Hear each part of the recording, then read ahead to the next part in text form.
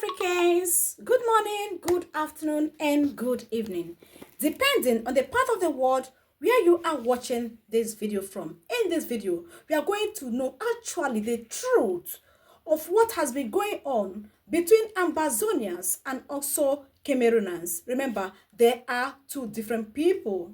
In Cameroon, we have the English part of Cameroon, people who speaks English in Cameroon, that is the Ambazonians. And we have the French-speaking Cameroonians, that is the main Cameroonians. So now, in the issue that's been ongoing in Cameroon, between Cameroonians and also Ambazonians, you are going to know the truth of what has been going on, the root causes of that issue between Cameroon and Ambazonians. That is what you are going to be watching in this video. Please stay tuned for more details, and don't forget, for more amazing and interesting updates coming from my channel, please do well to subscribe and turn on your bell notification. God bless you for watching. At this moment, let's go more in detail.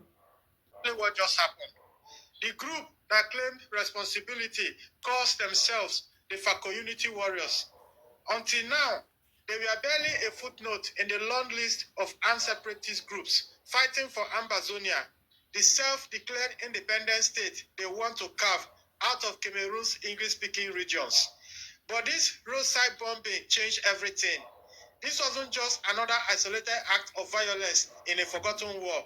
This was a calculated, high-profile attack just 5 weeks before Cameroon's most critical presidential election in decades. And the timing is also telling. On the exact same day that two Ambazonian commanders were indicted in the United States for financing this rebellion from Minnesota, the Fako Unity Warriors made their bloody entrance onto the national stage. This attack reveals the dangerous reality of state failure brewing in Central Africa, a region already on edge. It's a sign that the old guards of power are losing their grip, and in the vacuum, new, more radical forces are now rising. So who are they? Where did this shadow group come from? And why did they strike now with such deadly precision? In this episode, we are going to dive deep into who these shadow warriors are, how this hidden war started, and why the world's oldest president is pushing his country to the absolute brink of collapse. Guys, there is something this man said before I allow you guys to go more in detail. Why is it that Biya is allowing Cameroon to collapse? For 43 years, you have been in power. In your own very front, the Ambazonians were robbed of their rights, and they have been fighting for this for over 10 years. Because you are indirectly or directly benefiting from the issue ongoing between Ambazonians and Cameroonians. You kept quiet as a president. What a shocking reality of life. And this can only happen in Africa.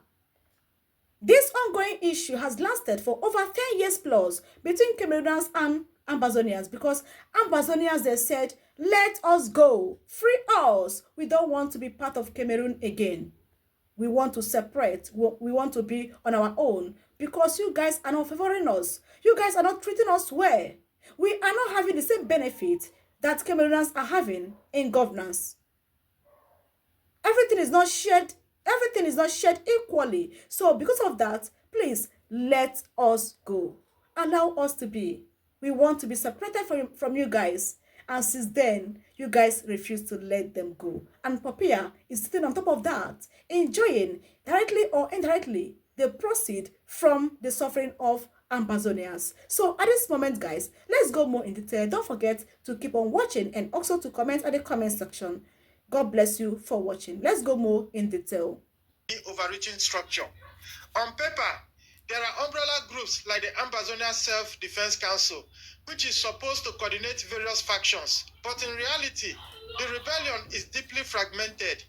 The most well-known groups is the Amabazonia Defense Forces, led by the diaspora-based Lucas Ayabacho.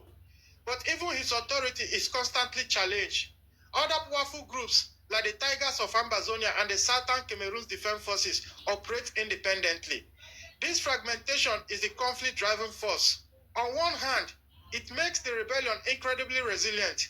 If the government captures or kills one leader, another one simply pops up to take his place. There is no single head to cut off. But on the other hand, it makes the conflict almost impossible to resolve. Who do you negotiate with? A deal struck with one faction will be rejected by another, often violently. This internal rivalry has led to a brutal tough wars between separatist groups who fight each other over territory, resources, and influence. Local communities are caught in the middle, terrorized not only by the military, but also by the very liberation fighters who claim to be protecting them. This power vacuum has allowed local warlords to rise, many of whom are more interested in extortion, kidnapping for ransom, and controlling illicit trade routes than any political ideology. The dream of an independent Amabazonia has for many on the ground turned into a nightmare of lawlessness. And to understand why this war keeps spiraling, we need to go back to the very beginning, to a promise that was made and then brutally broken. British Cameroon had a choice in 1961. Join the newly independent Nigeria or the newly independent French Cameroon. What they didn't know was that for many of them, both roads lead to erasure. In a United Nations supervised plebiscite, they narrowly voted to join the French Cameroon, creating a new federal state. They were promised that their unique identity, their English language, their common legal system, and their educational traditions will be protected in a two-state federation. This promise was formalized as the Forbian Conference in July 1961. But from the very beginning, it was what activists called a marriage of unequals. The Francophone delegation, led by President Amadou Ahidjo, came with French advisors. The Anglophone leaders came alone. What followed was a slow, systematic dismantling of that federal promise. Because in 1972, Ahidjo held a referendum that abolished the federal system and created a unitary state, concentrating all power in the capital, Yaoundé. The Anglophone states were dissolved, reduced to just two provinces in a country now dominated by Francophone political and cultural ethos. So when Paul Biya took over in 1982, he doubled down on this centralization. The grievances simmered for decades. Then, in late 2016, it all boiled over. Lawyers and teachers took to the street to protest the appointment of French-speaking judges and teachers who couldn't function in their own common law courts and English-speaking schools. They saw it as a final assault on their identity. The government response was not dialogue, it was brute force. Security forces arrested, beat, and killed peaceful protesters. The internet was shut down for months. This brutal crackdown radicalized an entire generation, turning moderate calls for federalism into a full-blown declaration of independence for Amabazonia in 2017. But the battlefield isn't just in the forest of Fako. It's also in the minds of children who have been denied an education. Over 700,000 students have been forced out of school, not because of a natural disaster, but because schools have become the new front lines in this war. Guys, I hope you guys have listened and learned a lot from what this man has narrated. According to him, he said that this is the root causes of what is going on in Cameroon. What has been happening from 2017 between Ambazonians and also Camerooners. A lot has been said.